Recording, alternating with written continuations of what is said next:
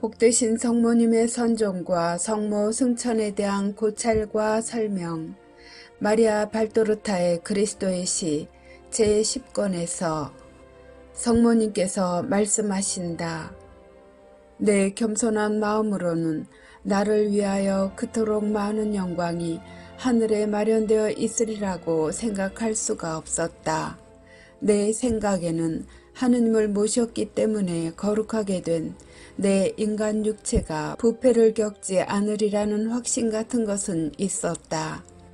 나는 티없는 채로 남아있었고 순결하고 생산력이 있는 포옹으로 하느님과 결합했을 뿐만 아니라 내 태중에 숨어서 인간의 육체로 감싸지시는 데 골몰하고 계셨던 천주성의 발산들이 나의 가장 내밀한 곳까지 가득 차 있었다.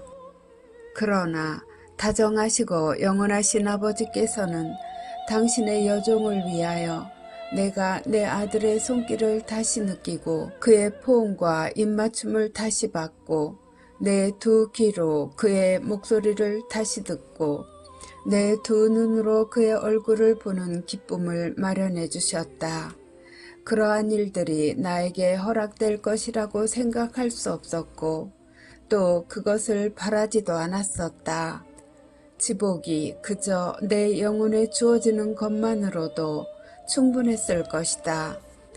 그러나 창조주이신 그분에 의해 지상 낙원에서 죽지 않고 천상 낙원으로 즉 영원한 나라로 건너가도록 운명 지어진 사람에 대해서 하느님께서는 창조하실 때 처음 가지셨던 당신 생각을 입증하시기 위하여 티없는 내가 이 세상에 생명이 끝나자마자 육신과 영혼을 가지고 하늘로 올라가기를 원하신 것이다.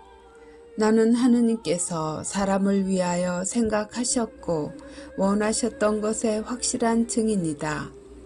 그것은 어떤 사람이 죄를 모르는 무죄한 생활을 한 후에 물질적인 몸과 영적인 영혼을 가지고 집의 문턱을 넘어 궁궐에 들어가는 것처럼 그렇게 현세의 삶에서 영원한 삶으로 조용히 건너가는 것이었다. 하느님께서는 육신과 영혼으로 하늘의 영광 속에 올라간 나를 성조들과 예언자들과 성인들과 천사들과 순교자들 앞에 세워놓으시고 이렇게 말씀하셨다. 여기 창조주의 완전한 작품이 있다. 여기 내가 사람들의 모든 자식들 중에서 가장 참되게 나를 닮은 모습으로 창조한 것이 있으니 하느님이 창조한 것 중에서 걸작의 열매이며 우주의 경이이다. 우주는 오직 이 한 존재 안에서만 하느님같이 영원하고 하느님같이 영적이고 지적이고 자유롭고 그 거룩한 영 안에는 하느님다운 것을 지니고 있는 육체 중에서 가장 거룩하고 가장 죄 없는 육체이다. 창조계의 새 왕국에 있는 모든 다른 존재는 다 이 앞에서 몸을 굽혀 절해야 한다. 여기 사람에 대한 내 사랑의 증거가 있으니 나는 사람에게 완전한 인체와 내 나라에서의 영원한 생명을 누리는 복된 운명을 주고자 하였다. 여기 사람에 대한 내 용서의 증거가 있으니 나는 삼위일체의 뜻에 따라 사람에게 그의 신분을 회복하고 내 눈앞에서 재창조되도록 허락하였다.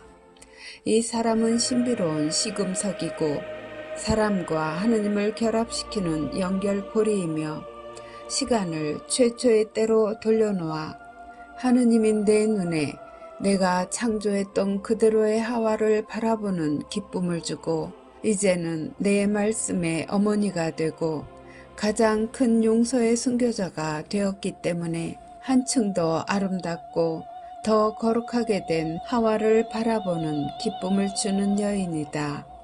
어떤 얼룩도 아주 작은 흠집조차도 결코 알지 못했던 그의 티없는 마음을 위하여 나는 하늘의 보고를 열고 어떤 교만도 가진 적이 없는 그의 머리에 내 광채로 면류관을 만들어 이 여인이 내게 가장 거룩한 여인이기 때문에 그 머리에 면류관을 씌워 너희들의 모으로 삼는다. 하늘에는 눈물이 없다. 그러나 영들이 울 수 있었다면 감격하여 기쁨의 눈물을 흘렸겠지만 하느님의 이 말씀이 있은 다음 눈물 대신 반짝이는 빛들이 있었고 찬란한 빛들이 더욱 찬란한 빛으로 변했고 사랑의 불꽃에 뜨거운 기운이 더 뜨거운 불로 변했으며 하느님 아버지와 그분의 영원히 복된 여종을 찬미하기 위한 천상 화음의 노래소리가 있었다. 이 소리에는 내 아들의 목소리도 합쳐져 있었다. 예수님께서 말씀하신다. 진짜 죽음에 의한 영혼, 육신의 분리와 일시적인 관상적 탈원이나 황홀에 의해 영이 육체와 육체의 생명을 주는 영혼과 분리되는 것 사이에는 차이가 있다. 영혼과 육신의 분리는 진짜 죽음을 가져오는데 탈원적 관상, 즉 영이 감각과 물질의 경계선 밖으로 일시적으로 빠져나가는 것은 죽음을 가져오지 않는다. 그것은 영혼이 육체에서 완전히 분리되거나 단절되지 않고 관상의 불 속에 잠기는 그의 가장 고귀한 부분으로만 떠나기 때문이다.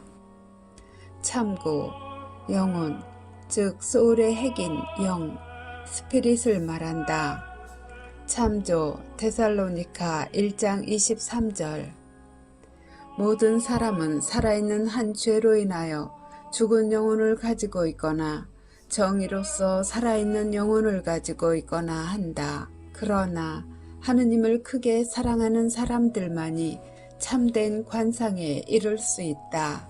이것은 영혼이 육체와 결합하여 육체를 살아있게 하는데 영혼은 그 안에 더 고귀한 부분을 가지고 있다는 것을 증명한다.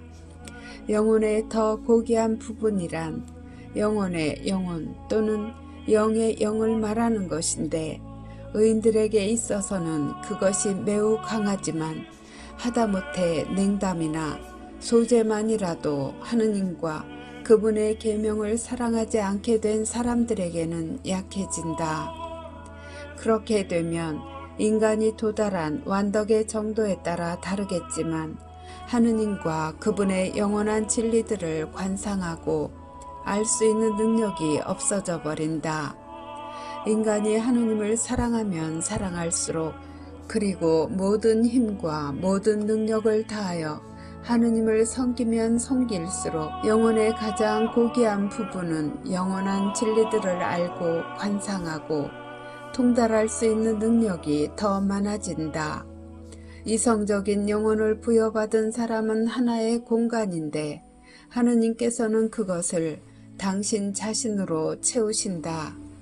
마리아께서는 그리스도 다음으로는 모든 사람들 중에서 가장 거룩하기 때문에 하느님과 그분의 은총과 사랑과 자비가 가득 찬 공간이었으며 그래서 모든 시대의 그리스도 안에서의 형제들 위로 영원토록 넘쳐흐르게 되었다. 마리아께서는 사랑의 파도 속에 잠겨 세상을 떠나셨다. 이제 그분은 하늘에서 사랑의 대양이 되셨고 그 사랑의 파도를 그분께 충실한 자녀들에게 그리고 탕자들에게도 그들의 보편적 구원을 위하여 넘쳐 흐르게 하신다. 왜냐하면 그분은 모든 사람의 어머니이시기 때문이다. 이 작품의 이유들, 작품을 끝내며 예수님께서 말씀하신다. 나로 하여금 이 모든 환시와 가르침을 너에게 주는 이유는 여러 가지가 있다. 그 중에서 우선은 가르치고 싸우는 지상교회에 대한 내 사랑과 너의 영혼들이 완덕을 향하여 올라가는 것을 돕기 위함이다. 나를 아는 것은 완덕을 향해 올라가는 데 도움이 된다. 내 말은 생명이기 때문이다. 그리고 사제들과 평신도들에게 복음서와 그리스도와 관계되는 모든 것에 대한 열렬한 사랑을 되살아나게 하는 것이다. 또한 무엇보다도 내 어머니께 대한 새롭게 된 사랑을 가지게 하려는 것이다. 내 어머니의 기도에 세상 구원의 비밀이 들어있다. 저주받은 용을 이긴 여인은 내 어머니이시다. 내 어머니께 대한 새로워진 사랑과 새로워진 믿음과 어머니에 대한 지식으로 어머니의 능력을 도와드려라. 마리아께서 세상에 구세주를 주었고 또 마리아에게서 세상이 구원을 얻을 것이다. 진정으로 말하지만 나에 대해서는 그토록 적게 알면서 거의 언제나 음란과 이단으로 더럽혀진 인쇄물들을 그토록 숭배하며 좋아하기보다 또한 너에게 그토록 무익하고 해로운 지식들은 불살라 버리고 그 대신 내 책들을 갖다 놓는 것이 훨씬 더 유익할 것이다. 나는 마리아에 대한 예수의 사랑이 너무 다정하다고 생각하는 사람들에게 예수 안에는 하느님이 계셨고 삼위일체이신 하느님께서는 온 인류가 그분께 드린 고통으로 인하여 그분께 보상을 해드린 마리아를 사랑하심으로써 위로를 받으셨고 또 마리아는 하느님께서 그분의 창조 세계 안에서 당신의 하늘 주민들에게 다시 영광을 주실 수 있게 하는 방법이었다고 말하겠다. 생각해 보아라. 어머니의 사랑도 내 사랑도 오직 한 가지 소원밖에 없었다. 즉 세상 구원을 위하여 하느님의 뜻이 이루어지기를 바라는 것이었다. 우리는 우리 인성이 느끼는 가슴 비워지는 고통이나 슬픔 같은 건 생각하지 않고 어머니께서는 아들을 공적인 가르침과 갈바리아의 십자가에까지 넘겨주셨고 아들은 어머니를 고독과 고통에 넘겨드리면서 공동 구속자의 길로 이끄셨다. 그것이 심약함이냐, 감상주의냐, 사랑할 줄 모르고 사랑과 사랑의 목소리를 이해하지 못하는 사람들아, 이것이 완전한 사랑이다. 그러므로 나는 내 순환과 더불어 똑같은 기간 동안 심장이 고통의 칼에 꿰뚫린 내 어머니의 순환도 정확히 알게 하려는 것이다. 그리고 이렇게 알므로써 너희가 우리를 더 많이 사랑하게 하려는 것이다. 또 만일 너희가 계시는 마지막 사도와 더불어 마감되었고 요한묵시록에서 누구든지 여기에 무엇을 덧붙이면 하느님께서 그 사람을 벌하실 때에 이 책에 기록된 재난도 덧붙여서 주실 것입니다. 라고 말한 것을 가지고 계시의 마지막 완성이 요한의 묵시록이므로 이제는 덧붙일 것이 아무것도 없다고 반론을 제기한다면 나는 이렇게 말하겠다. 이 작품으로 공적 계시에 덧붙인 것은 아무것도 없고 다만 자연적인 이유들과 초자연적인 뜻으로 인하여 생긴 빈틈들을 메웠다고 말하겠다. 또 손상되었거나 빠져나간 모자이크에 그 완전한 아름다움을 돌려주기 위하여 없어진 유리들을 대체하여 모자이크를 보수하는 사람처럼 내가 내 숭고한 사랑의 그림을 복구하고 싶어 했다면 너희가 내게 이렇게 못하게 막을 수가 있느냐. 그리고 이것을 인류가 어둠과 공포의 심연으로 돌진하는 이 세기에 하려고 결정했다면 너희가 내게 이렇게 못하게 막을 수가 있느냐. 나는 너희들을 천상의 혼인잔치에 참석할 수 있도록 준비시키기 위하여 나를 너희에게 주기를 갈망한다. 그리고 너희가 활기를 잃고 시름시름 앓지 않도록 너희가 세상이라는 턱과 가시 덤불과 뱀이 가득 찬 이 사막에서 고통을 이기고 난 다음 어린 양의 혼인잔치, 즉 하느님의 큰 잔치에 아름답게 치장한 옷을 입고 올 수 있도록 그리고 너희 안에 나를 모시고 있기 때문에 불길 속을 지나가도 손상을 입지 않고 뱀을 밟고 독약을 마셔도 죽지 않게 하기 위해서 너희에게는 내가 필요하다. 그래서 나는 너희에게 이렇게 말한다. 집어라. 부디 이 책을 집어들어라. 그리고 봉하지 말고 읽어라.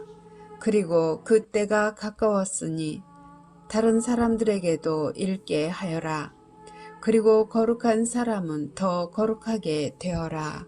이 책을 통해서 내가 가까이 다가오는 것을 알고 주 예수님 오소서 하고 사랑으로 부르짖는 모든 사람에게 주 예수 그리스도의 은총이 있기를 바란다. 지칠 줄 모르는 내 목소리였던 귀여운 너에게 평화, 너에게 평화, 평화를 주마. 내 선생님이 고맙다고 내게 말한다. 내 주님이 너는 복되다 하고 말한다. 예수, 내 예수가 내게 이렇게 말한다. 나는 나를 사랑하는 사람들과 같이 있는 것이 즐거우니 항상 너와 함께 있겠다. 작은 유아나 내 평화를 받아라. 그리고 내 가슴에 와서 쉬어라. 이 말씀과 더불어 이 작품의 편집에 대한 조언도 끝났고 마지막 해석들도 주어졌다. 1947년 4월 28일 비아레지오에서 마리아 발도르타.